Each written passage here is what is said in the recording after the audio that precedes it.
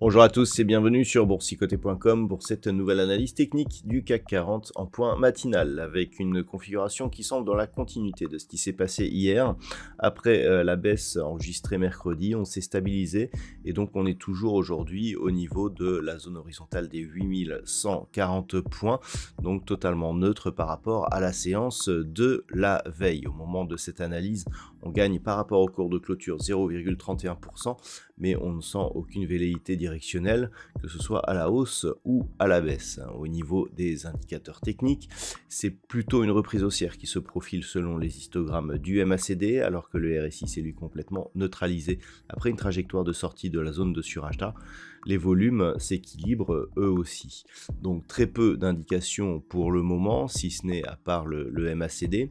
Au niveau du palmarès des valeurs, eh bien, nous avons donc quelques belles hausses à l'image d'Air Liquide, plus 2,73% au moment de cette analyse. Un score obtenu donc suite au relèvement de son objectif de marge. Ensuite, nous avons Capgemini qui gagne 2,1%. Schneider Electric, Edenred et Pernod Ricard sont sur des hausses inférieures à 2%, entre 1 et 2%. Au niveau des plus fortes baisses, on retrouve Airbus, moins 1%, tout comme Safran. Total Energy, Thales, Unibail, Rodamco, Westfield sont sur des baisses légèrement inférieures. Donc on le voit, hein, c'est relativement stable par rapport à aujourd'hui. Air Liquide tire un petit peu l'indice. Donc globalement, d'un point de vue, je dirais, du point de vue de la tendance de fond, on reste ici sur une dynamique haussière.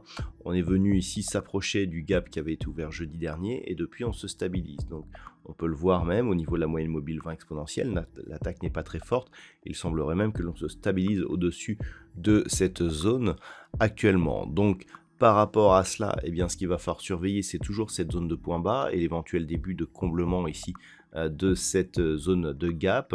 Si les cours venaient à repasser au-delà des 8215, eh bien, on réactiverait une dynamique haussière avec l'inscription potentielle de nouveaux plus hauts significatifs de tendance très court terme, avec un objectif ici de 8250 points.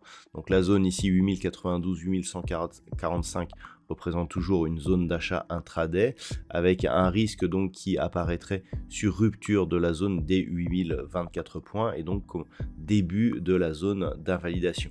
Les objectifs ici 8215 très court terme intraday et 8250 donc pour globaliser la tendance de fond. Voilà donc ce que l'on peut dire pour aujourd'hui. Attention toutefois, hein, nous avons donc des news, je dirais d'un point de vue macroéconomique qui sont relativement denses, hein, pour cette fin de semaine. Alors même si aujourd'hui, eh bien, nous avons eu le PMI manufacturier en France qui s'est révélé très légèrement supérieur à ce qui était attendu, le PMI des services, lui, inférieur.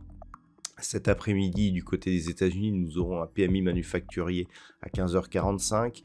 Nous aurons aussi le PMI au service et les ventes de logements existants à 16h. Alors tout cela ne justifie pas une extrême attention, mais au niveau de l'Europe, eh bien, nous avons ces fameuses élections en Allemagne qui auront lieu dimanche, qui entretiennent une certaine incertitude.